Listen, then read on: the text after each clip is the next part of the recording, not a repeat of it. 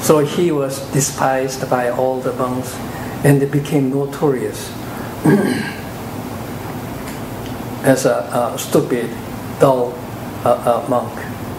So Buddha himself felt pity on him and started teaching him just one line. And one line he said, guard your mouth, guard your mouth. Understand the meaning of the teachings. And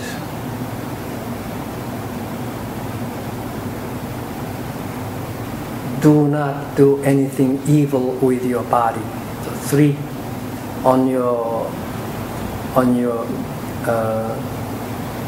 so with the mouth, okay, you shouldn't say things wrong, and with your body you do not commit evils, and with your mind also. Mind, you have to understand those 3 things. And he said, if you do these 3 things well, eventually you will be enlightened.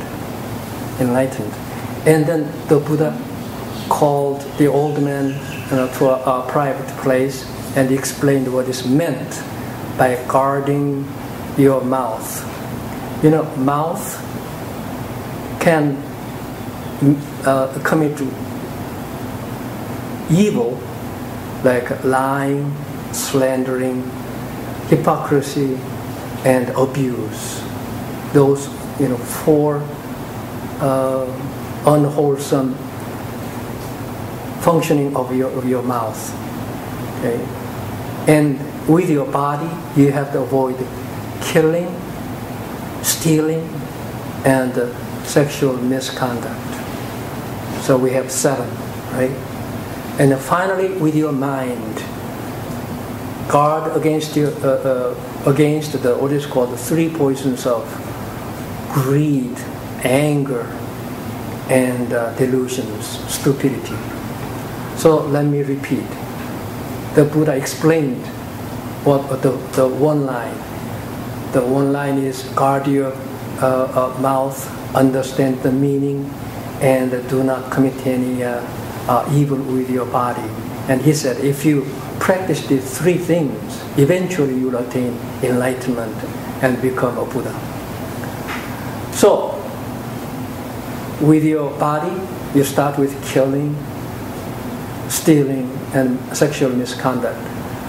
If anyone violates these precepts, his life is eventually will be condemned, because there is a law of karma, and he creates evil karma, and he has to pay for that.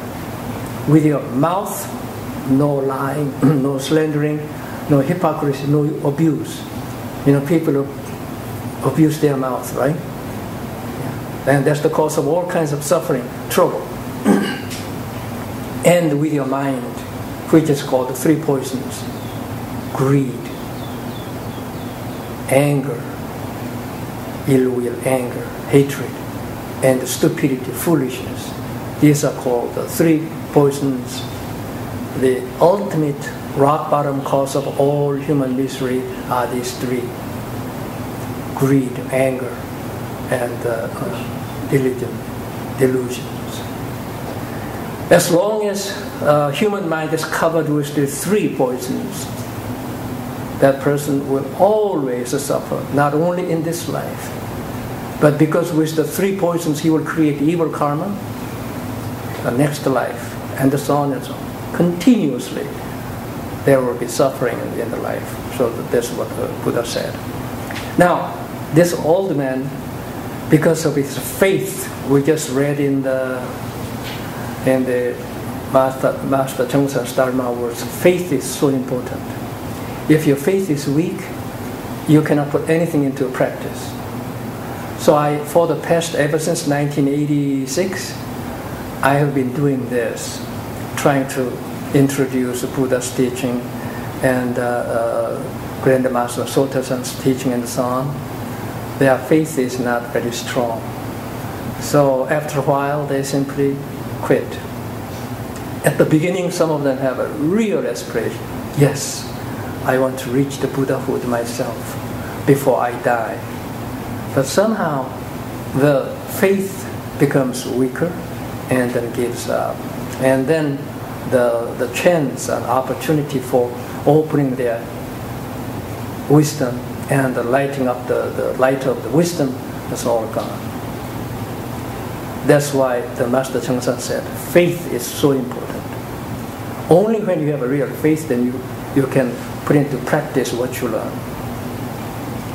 Anyway, this old man at the time of the Buddha, he, because of the Buddha's compassion and the wisdom, this old man could succeed in memorizing the one line, guard your mouth, and have the understanding the meaning, and avoid doing evil with your body. And eventually, through the practice, he attained what is called the Arahat. Arahat is a Theravada Buddhist saint. Arahat. Arahat means conqueror. Conquered all the evils in his mind. He doesn't know anything else. Only one line he knows. But he checked his mind and mouth and body and practiced it. Thereby he himself reached the sagehood, sacred he became. And the Buddha used to send one monk to the nuns, like 300 nuns. Every time the monk goes there and gives sermons. And this time, the Buddha ordered this old man, who is notorious, despised by all those Buddhist nuns, and it is this old man's turn to go and give sermons or Dharma talk. Once known to the Buddhist nuns, they started, giggling and making fun of him and so on, and they decided to rather give someone back to him when he arrives, okay? Because he is so stupid and dull, and he can only memorize one line.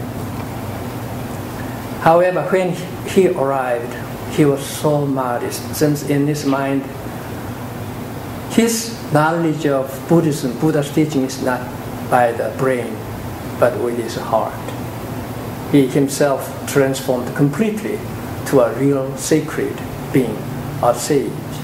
He had the miraculous power in himself because of his true, genuine practice. So when he sat up on the high seat, like I am sitting now, all of a sudden there's like a cold air spreading on those heated women's heart, those Buddhist nuns, even before he said anything. And then the old man somehow had this miraculous power, spiritual power, which suppressed all those ill wills and stupidity of all the Buddhist nuns. And eventually, listening to this old man's sermon, just one line, all these 300 Buddhist nuns reached Arahat, sagehood.